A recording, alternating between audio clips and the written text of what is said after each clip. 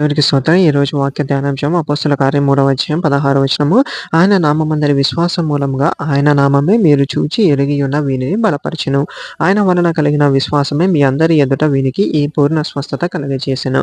చూడండి, ఒక వ్యక్తి జీవితంలోకి యేసుక్రీస్తు ప్రభువు రావడానికి ముందు ఆశీర్వాదాలు ఆలస్యం అవ్వుండొచ్చు.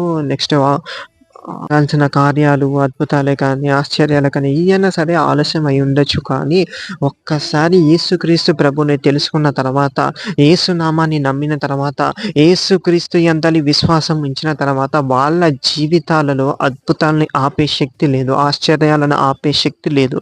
అవి ఎంత త్వరగా తగిన కాలమందు సరైన సమయంలో జరుగుతాయి అంటే చూడండి, యేసునామందు విశ్వాసంతో ప్రార్థన చేయగానే అతడు లేచి నిలబడి గంతులు వేస్తూ మందిరంలోకెళ్ళాడు. అలాగే మనమందరం కూడా గంతులు వేస్తూ మందిరంలోకెళ్ళి గొప్ప సాక్ష్యాలను విశ్వాసులతో పంచుకుందుము గాక. ఆమేన్.